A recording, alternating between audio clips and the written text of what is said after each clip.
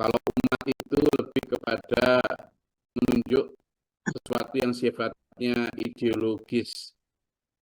Umatnya Nabi siapa gitu ya. Tidak mesti satu wilayah geografis. Kayak umatnya Nabi Musa itu Bani Israel. Itu tidak hanya di satu tempat wilayah saja. Jadi kalau umat itu mengarah kepada wilayah yang sifatnya ideologis ya. Sehingga meskipun ayat ini seolah bertentangan, tidak. Karena yang dimaksud dalam Quran surat Yunus ayat 47 di sana disebutkan walikuli ummatir rasul, dan bagi setiap umat itu pasti ada seorang utusan. Umat yang dimaksud di sini adalah cakupan sebaran ajaran yang menjangkau mereka, dan itu bisa jadi tidak hanya dalam satu wilayah geografis. Artinya Allah tetap sesuai janji bahwa Allah mengutus Nabi Rasul itu untuk satu umat tertentu, kecuali Nabi Muhammad SAW yang memang untuk seluruh alam, termasuk Nabi Ibrahim. Artinya kalau di ayat 51, walau syi'na laba'atna fi kulli qaryatin nadhira, kalau kami menghendaki tentu kami bisa mengutus di setiap wilayah geografis itu ada rasulnya masing-masing. Tetapi itu tidak dilakukan Allah karena fungsi rasul itu bukan hanya untuk kewilayahan secara geografis, tetapi untuk kewilayahan secara ideologis atau ajaran. Makanya Nabi Muhammad SAW untuk seluruh alam, tidak hanya untuk Arab. Demikian pula ketika itu Nabi Ibrahim misalnya. Nabi Ibrahim alaihissalam, meskipun beliau netapnya waktu itu di Palestina, dan di saat Nabi Ibrahim bertugas, itu ada Nabi Lot yang juga bertugas. Tapi Nabi Lot secara kewilayahan hanya untuk umat kaum Sodom, ya, umat kaumnya Lot, yang itu tidak di wilayah Palestina. Nah, tetapi syariat yang dipakai oleh Nabi Lot adalah syariat yang dibawa oleh Nabi Ibrahim, sama. Jadi tugasnya Nabi Ibrahim untuk seluruh wilayah yang lebih luas dari sekitar Palestina. Karena Nabi Ibrahim tidak hanya untuk Bani Israel. Nah, itu yang maksud di sini. Kan di sini, kalau sekiranya kami menghendaki, kami akan utus di setiap negeri itu ada Rasul. Rasul masing-masing. Tapi tidak, karena fungsi Rasul terutama yang membawa syariat itu tidak hanya untuk satu wilayah. Meskipun ada beberapa nabi yang secara syariat memang untuk satu wilayah tertentu, tapi beberapa nabi yang tertentu itu untuk wilayahnya lebih luas dari sekedar satu negara. Makanya di sini disebut laba'atna fi kulli qaryah, yang dipakai bahasanya adalah qaryah. Qaryah itu lebih merujuk kepada apa? Negeri secara kewilayahan geografis. Nah, di sini kita bisa lihat bahwa coba nanti ada di situ walikuli ummatin nadhir, bahwa setiap umat itu ada pemberi peringatan. Itu ada juga. Nah, kalau di sini kan nadhiro juga. Jadi setiap umat mesti ada, sang pemberi peringatan itu ada. Cuma memang apakah dia berfungsi sebagai seorang nabi, ya, setiap wilayah itu, ataukah dia berfungsi sebagai rasul? Nah, ini yang menjadi pertanyaan antara dia yang diutus itu membawa syariat baru, ataukah nabi yang melanjutkan atau menegaskan kembali syariat yang dibawa rasul sebelumnya. Ya. Karena ada satu umat pasti. Jadi ini kita nanti akan coba bedah bersama ya, supaya kita ini pede dengan adanya janji Allah itu. Fala tudhi'il kafirina wajahidum bihi jihatan kabira, ayat ke-52. Maka janganlah engkau taati orang-orang kafir dan berjuanglah terhadap mereka dengan Al-Quran, dengan semangat perjuangan yang besar. Orang kafir di sini yang tidak boleh kita ikuti itu bukan hanya orang kafir dari sisi tidak percaya Allah, tapi kafir dalam arti yang lebih luas. Apa itu? Kafir birusul, atau tidak percaya kepada Nabi Rasul. Karena banyak beberapa kisah di masa lalu, dia merasa bahwa iya kami percaya kepada Allah, tapi tidak percaya sama kamu. Kamu tidak pantas jadi utusan Tuhan, kamu manusia biasa. Bukan sekedar manusia biasa, tapi manusia dari kalangan rendahan, kaum yang tidak punya harta, tidak punya tahta, tidak punya strata. Lah kok ngaku-ngaku jadi nabi, kamu tuh. Nah, Nabi Muhammad kemarin sama ayat sebelumnya dia bilang gendeng lah kamu itu, Muhammad. Gitu. Ya kan? Nah itu, di ayat sebelumnya banyak itu. Menyatakan bagaimana Nabi dihina-hina sebagai orang yang apa kamu itu? Siapa kamu itu? Ahadalladzi ba'atsallahu rasulah. Itulah yang ayat 41 kemarin tuh. Iyattakhidunaka illa huzwa. Tidak mereka menjadikan kamu itu kecuali bahan olokan dalayaya. Lawang tidak bisa ngaji, tidak bisa baca, mau dijadikan rasul itu, ngaku jadi rasul itu takaan disangkani. Itu bahasa mana itu? Lah kayak aku bahasa mana itu? Bahasa apa Australia? Tidak percaya mereka. Apa nabi apa rasul apa kamu itu? Tuh. Karena memang enggak, makanya di sini disebutkan jangan ikuti orang-orang kafir itu, orang-orang yang tidak percaya nabi, tidak percaya rasul itu. Maka berjihadlah kalian, perjuangkanlah keimanan kalian dengan jihad atau perjuangan yang besar dengan bihi Quran ya. Nah, ini menjadi dasar kita bahwa jihad di sini tidak hanya dimaknai membawa pedang, tapi jihad yang bisa dimaknai membawa pena. Pedang dan pena sesama-sama penting ya. Kalau dulu di zaman dulu pedang karena yang lawannya itu juga memerangi Nabi Muhammad dengan pedang.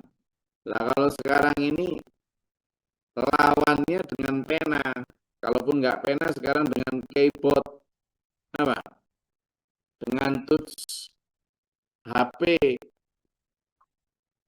Nah itu perjuangan kita untuk memperjuangkan Al-Quran itu dengan lewat itu, lewat perjuangan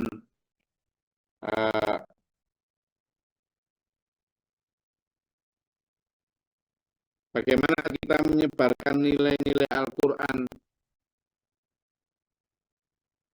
bagaimana kita menyebarkan nilai-nilai kebenaran itu lewat gadget kita. Ini merupakan jihad dan kabiro. perjuangan yang besar. Kenapa? Karena melawan mainstream. Misalnya, kemudian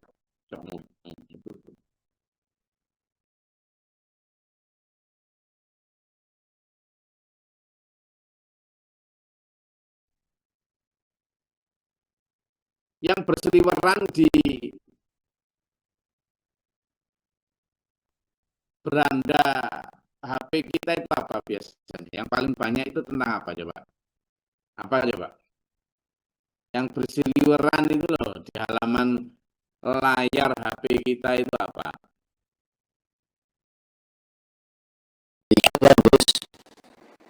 Iklan, apalagi? Hmm, apa? Selain iklan, apalagi? Masalah politik, Hmm? masalah politik. Politik. Berarti Pak Burman ini pemerhati politik. Oke, nanti kita bicara politik Pak Burman. Apalagi? Ya, yang sifatnya apa? Pak Selamat, apa? Menawarkan barang, Barang, iklan, tawaran. Ya, apalagi? Hmm? Yang suka apa? Apalagi? Yang banyak apa? hiburan Gus, hiburan yang hiburan Gus. Hiburan. Hiburan apa biasanya zaman buka? Ya banyak sekali Gus, lawak-lawak yang nyanyi itu Gus. Lawak-lawak, konten-konten lucu. Apalagi betul? Saya kok akhir-akhir ini jasa yang banyak muncul, Mas. Aduh, konten ijazah. Mengikuti 2 kali lah, kok muncul aja. Nah, iya. Semuanya tak skip kalau saya itu.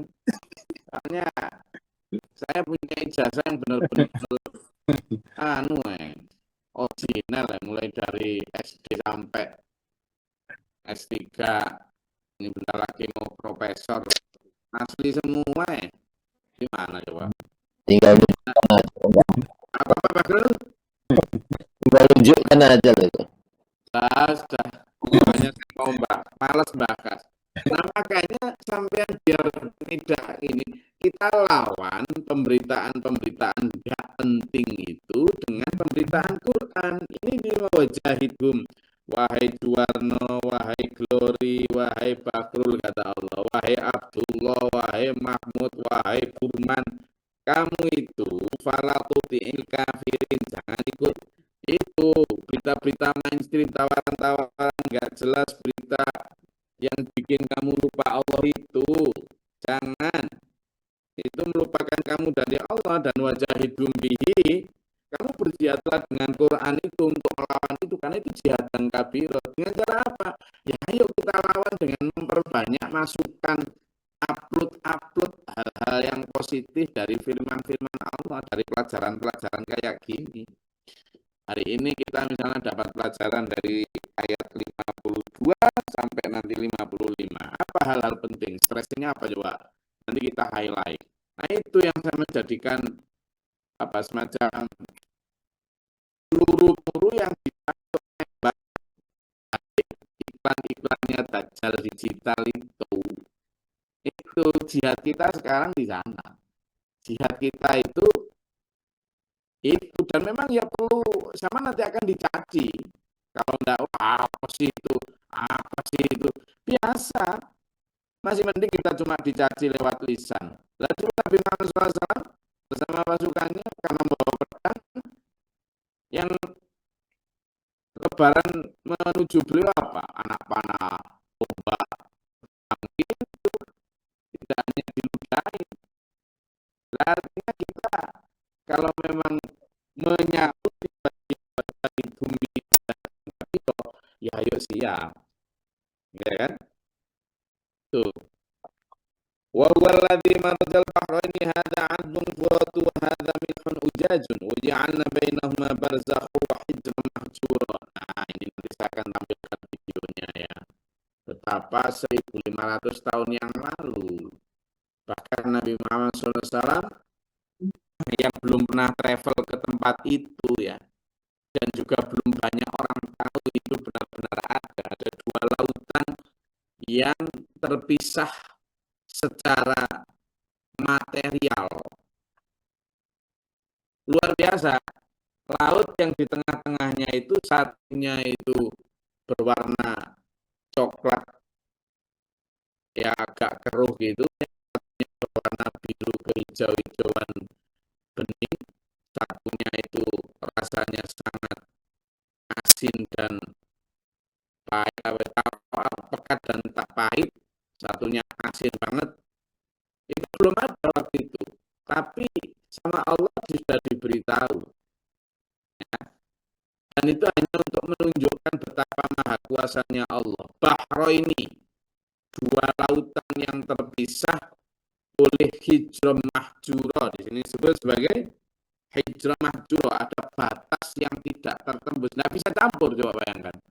Kalau Allah sudah berkehendak itu. Dua lautan yang apa? Tidak pernah menyatu. Bertemu tapi tidak pernah menyatu.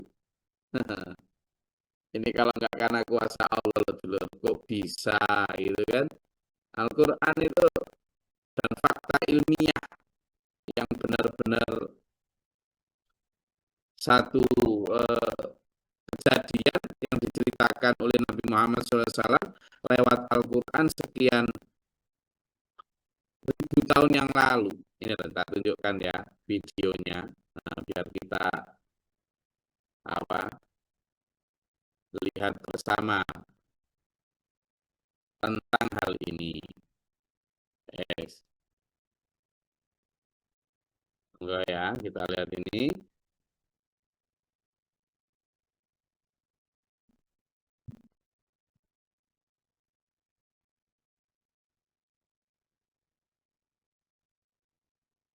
Assalamualaikum warahmatullahi wabarakatuh. Salamnya nanti aja. Laut isi semuanya dengan Al-Quran.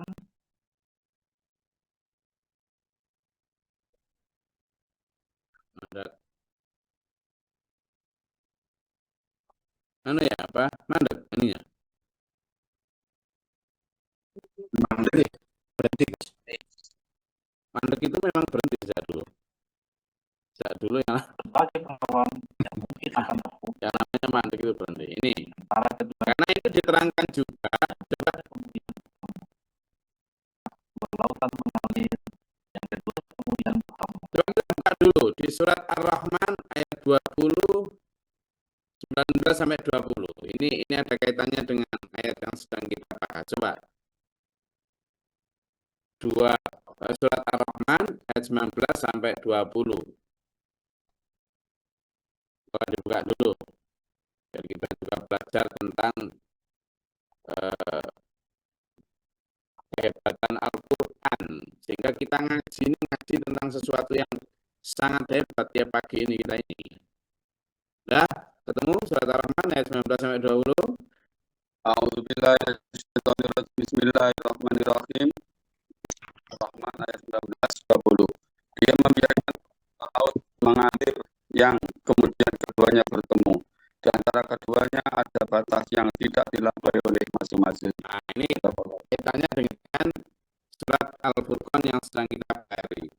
Bahwa dialah yang menjadikan dua bahro ini, dua lautan. Coba kita dengar bersama nih ya. 20. Surat Gibraltar memisahkan benua Afrika dan Eropa, tepatnya antara negara Maroko dan Spanyol.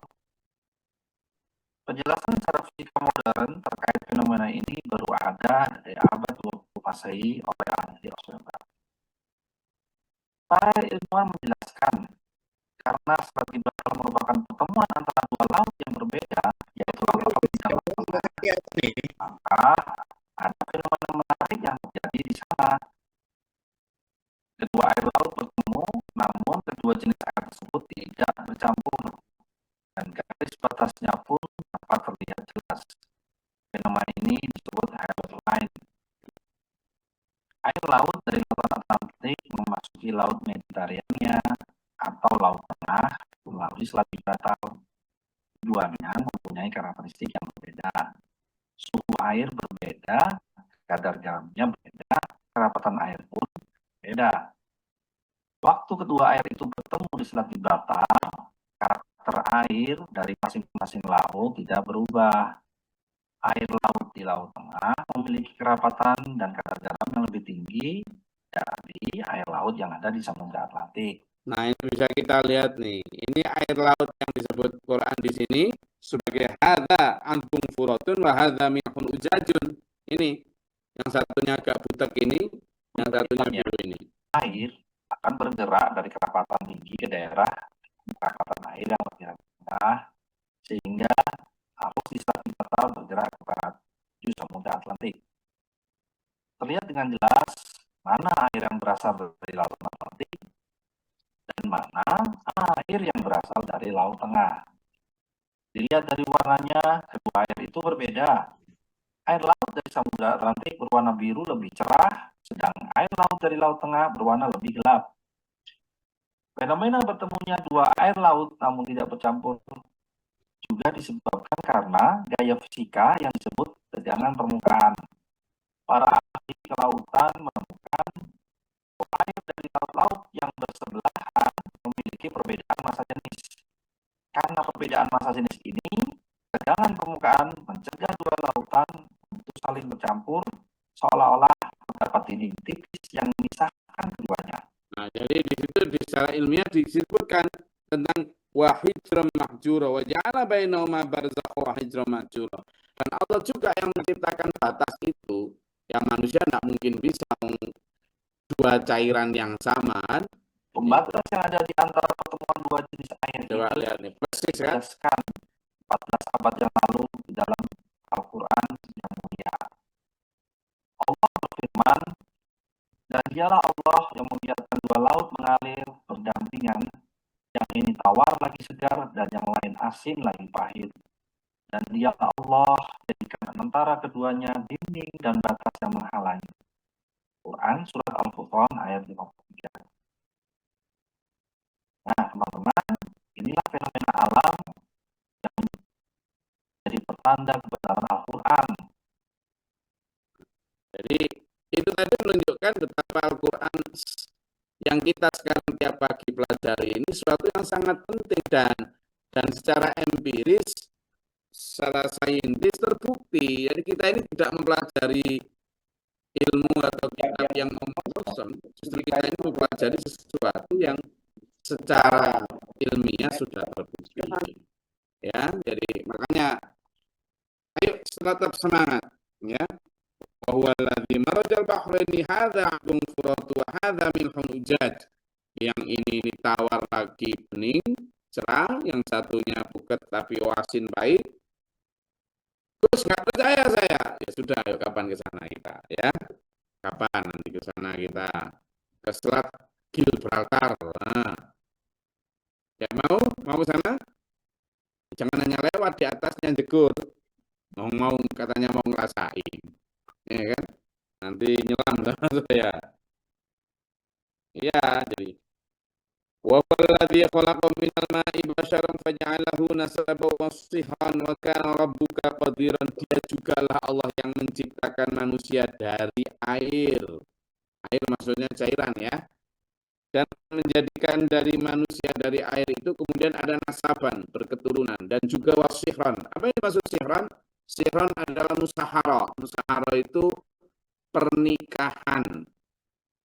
Artinya berkembang biaknya manusia itu dari keturunan yang diawali dengan pernikahan. Pernikahan di musahara berarti ada ya, suami, istri, ipar, dan gitu ya. Menantu, mertua, itu hubungan yang dikarenakan wasihran. Dan ada beberapa ayat yang menjelaskan tentang bahwa memang manusia diciptakan dari air, ya. Atau sesuatu itu banyak diciptakan, segala sesuatu diciptakan dari air.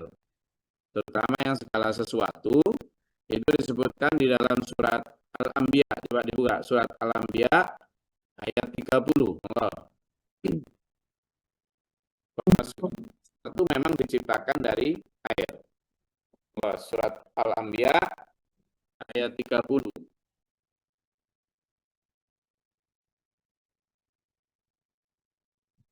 Sudah ketemu?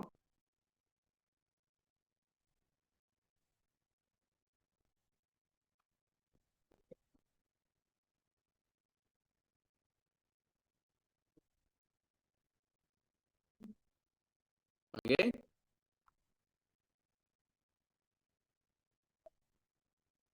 Monggo silakan dibaca. Al-Anbiya ayat 30.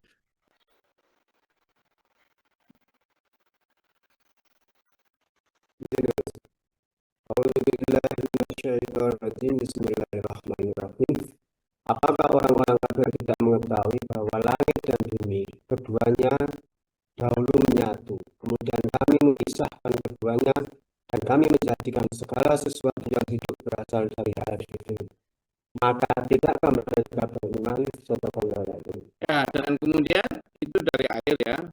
Ada itu kalau menciptakan suatu dari air. Kemudian nanti bisa dibuka sendiri ya di beberapa ayat. Ada 7 ayat yang menunjukkan bahwa segala sesuatu itu awalnya dari air. Itu nanti dibuka sendiri di surat Yunus ayat 24 ya. Al-Baqarah ayat 164. Kemudian Al-Baqarah ayat 256. Lalu An-Nahl ayat 65. Lalu Al-Anbiya ayat 30 tadi. Kemudian Al-Hajj ayat 63. Kemudian An-Nur ayat 45. Itu 7 ayat yang menunjukkan bahwa air merupakan sumber kehidupan. Ya, sumber kehidupan. Wallahu a'lam bagaimana Allah mengelola itu dan kemudian menjadikan itu sebagai material dasar untuk menciptakan kehidupan. Tapi yang jelas saintifik juga menjelaskan bahwa memang semuanya berasal dari air. Kehidupan di bumi ini ya menurut mereka jutaan tahun yang lalu ya. Bahwa air juga bukan berasal dari bumi, api juga bukan berasal dari bumi, termasuk besi kan juga bukan berasal dari bumi. Itu diterangkan semua di dalam Al-Quran ya. Wa kana rabbuka qadira, dan Tuhanmu adalah yang maha kuasa. Wa ya'buduna min dunillahi ma la yanfa'uhum wa la yadurruhum wa kana al-kafiru 'ala rabbika dhahira. Ialah Allah yang sudah menjelaskan kepada kita semua, tetapi manusia justru menyembah selain Allah. Apa yang disembah manusia? Kalau zaman dulu terang-terangan ya, berhala dalam bentuk arca atau patung. Kalau sekarang berhalanya ya harta, takhta, strata, gitu kan. Yang sebenarnya malah yang fa'um malah yadurru, secara hakikat tidak bisa memberi manfaat atau mudarat kepada mereka. Dan justru manusia yang kafir itu, ingat ya, kafir jangan hanya ditujukan kepada non-muslim. Tapi kalau kita juga kufur ya kafir dalam bidang tertentu. Kafir biba'din adalah penolong setan katanya, untuk berbuat durhaka terhadap Tuhannya. Lalu kembali ke ayat yang tadi ya, untuk menjelaskan betapa Rasul di setiap umat, di setiap qaryah itu beda. Kalau qaryah kewilayahan tadi, di sini ada 2 ayat yang bisa menguatkan itu. Coba jangan buka itu ya. Kalau ayat yang menegaskan bahwa di setiap umat itu ada nadhiron, pemberi peringatan. Tidak hanya di setiap qaryah, tapi setiap umat. Itu di surat Fatir ayat 24. Surat Fatir ayat 24, sementara walikuli ummatin rasul, di setiap umat itu ada rasul, itu di Quran surat Yunus ayat 47. Ya, Fatir ayat 24 dan Yunus ayat 47, silakan.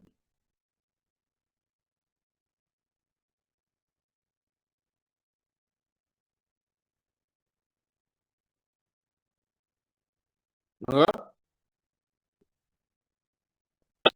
Izin guys.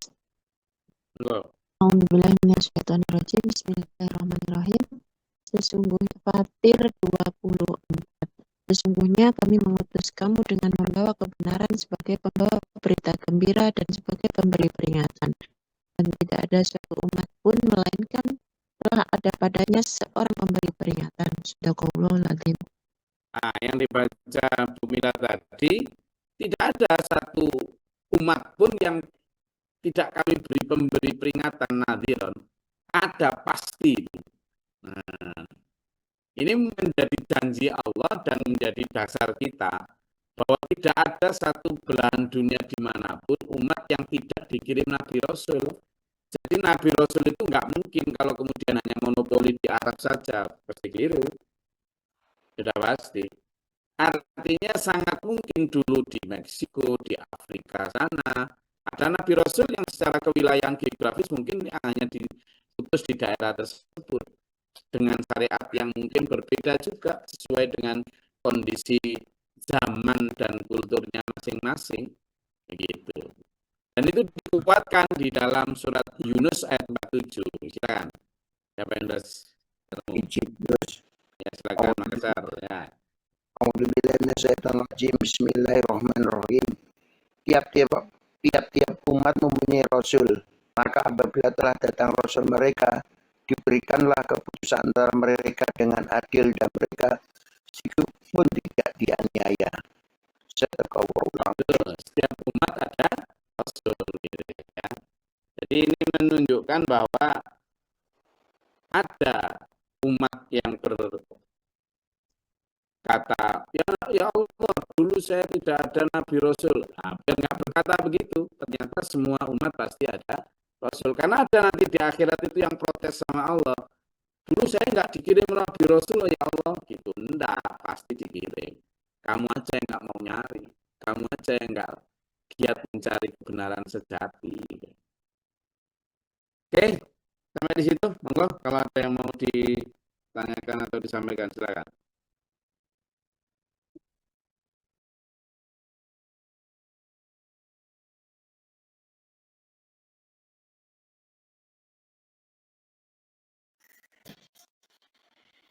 Ya, Assalamualaikum. Warahmatullahi wabarakatuh, silakan. Ini Gus, kalau tadi itu kan setiap umat ada pemberi peringatan dan juga ada pemberi bobot antara pemberi peringatan yang wilayahnya lebih luas dengan yang umat itu bobotnya tuh lebih tingkat kesulitan atau tingkat beratnya itu di mana, apa berbeda Gus dengan yang pemberi peringatan dan untuk Rasul itu Gus? Karena kalau Rasul jelas Gus seperti kayak Nabi Soleh, umat Sodom, Lut, umat Sodom, ini. Jadi di sini yang dimaksud dengan nadhiron itu ya Rasul itu. Jadi nadhiron itu kan satu di antara tugas Rasul ya. Tapi yang dimaksud jelas di sini itu nadhiron itu adalah Rasul itu. Jadi ada Rasul itu disebut sebagai nadhiron, sebagai juga kadang nanti disebut sebagai basyiron. Jadi pemberi peringatan maupun pemberi kabar gembira. Itu satu di antara tugas Rasul. Tapi memang di dalam ayat ini yang dimaksud dengan nadhiron itu adalah Rasul. Tentang bagaimana lebih beratnya, sebenarnya beban berat Nabi Rasul itu hampir sama ya. Justru keberatannya itu terletak seperti yang saya sampaikan itu, yang disebutkan dalam surat At-Taubah ayat 124 itu, beban beratnya itu tidak hanya pada tantangan umat, tetapi lebih kepada jiwa kasih yang nempel di para Rasul. Misalnya, para Rasul itu kan sebenarnya cuma, hai Nabi Rasul, kayak kemarin di ayat yang sebelumnya. Dan kamu tidaklah orang yang kita bebani untuk menjadikan mereka mendapat petunjuk. Enggak, kamu cuma tak minta, kata Allah, kamu itu cuma tak suruh untuk menyampaikan itu aja. Tentang mereka taat atau enggak taat itu urusan mereka, sudah gitu, Allah gitu. Itu yang di ayat 43 itu. Apa anta takunu alaihi wakila? Apakah kamu akan menjadi penolong buat mereka? Nah, di ayat lain juga gitu. Kamu bukanlah menjadi hafidho sebagai penjaga mereka, enggak gitu. Tapi karena para rasul, para nabi itu punya jiwa kasih yang mesak nih, kasihan, bahkan melampaui tugasnya. Nah itu yang menjadikan beliau itu berat itu, mikir tol gitu loh. Itu yang disebut kalau orang Jawa bilang kecipir merambat koro, sing dipikir ora rumangsa itu. Mau mikir nemen, sing dipikir lanang, kelonong gitu. Ini para nabi, para rasul gitu, itu yang beratnya itu. Sehingga Bu Nasa, mana yang lebih berat? Ya sesuai kapasitas masing-masing. Tapi memang ada di antara 124.000 nabi rasul itu 25 yang kita ketahui dari 313 rasul itu selebihnya nabi. Nah, yang 313 itu berstatus rasul, 25 rasul yang wajib diketahui. Tapi ada yang dianggap sangat berat bebannya, tapi sangat sabar sehingga mendapatkan gelar ulul azm, yakni Nabi Nuh, Nabi Ibrahim, Nabi Musa, Nabi Isa, dan Nabi Muhammad SAW.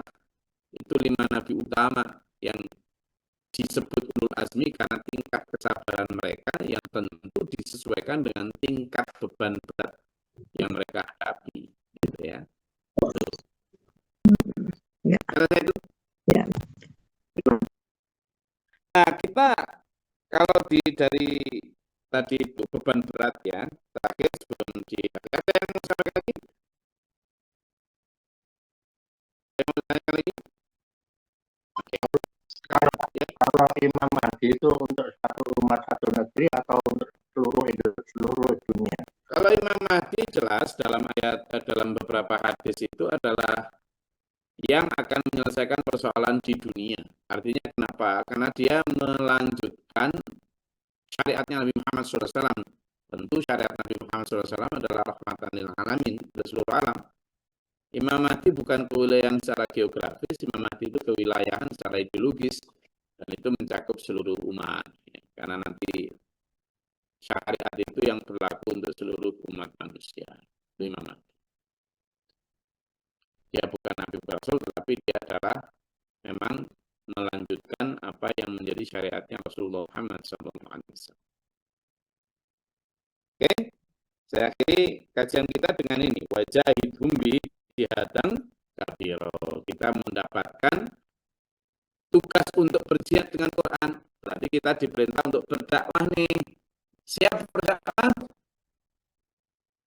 Siap? Siap jadi dai? Ya, terus. Sudah tahu caranya? Ya, Sudah tahu caranya belum berdakwah? Belum, tapi sudah dianggap agama aneh, Gus. Saya kajian. ya. Habis ini pesan buku loh, strategi dakwah itu. Lah pesan buku, ya buku tapi dibaca Pak Jo. Karena itu nulisnya lama Pak Jo. Nulisnya lama, nulisnya berat. Nah, tapi karena demi jihad dan kabiro, seperti yang saya sampaikan tadi, kalau dulu dengan pedang, ya sekarang dengan pena dan buku. Dulu dengan pedang dan tameng, kan gitu. Dengan pedang dan tameng. Sekarang dengan pena dan buku.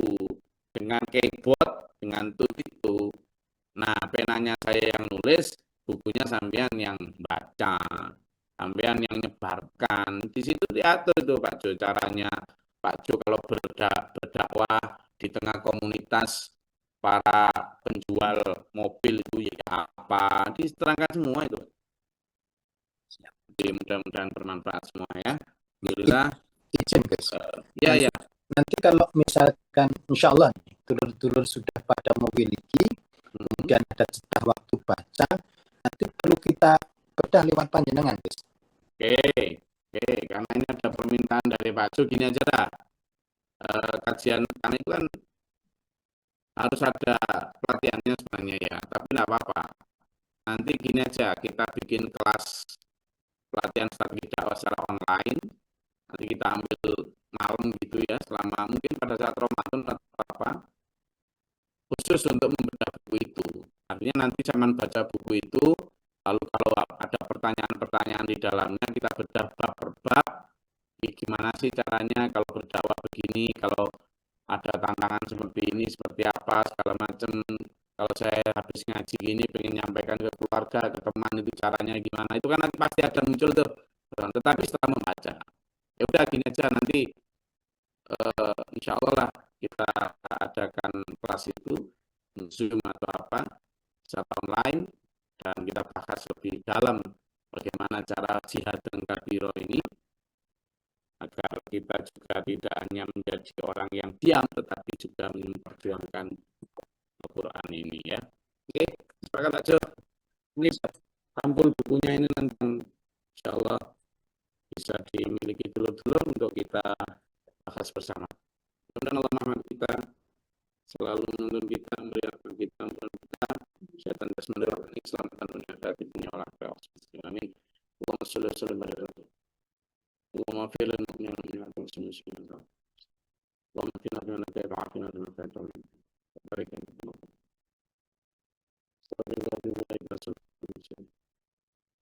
Allahumma da'ana wa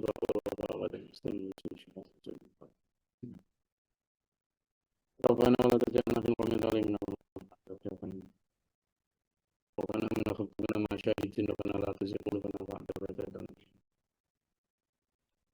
ربنا هب لنا من لدنك رحمة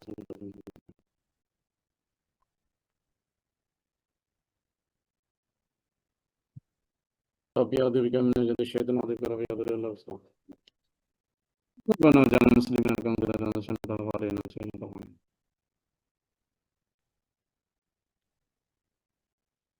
اللهم أفرغ لنا صبرا وثبت بيننا فانصرنا على القوم الكافرين وقاتل السماوات من غير أشد الكفار أعوذ بالله من شر البلاء والقدر في الشفاء والسلطان ولا جماعة اللهم صل على الهدى والتقوى dan sesi lagu tadi beberapa daya rencana tadinya lakukan ini.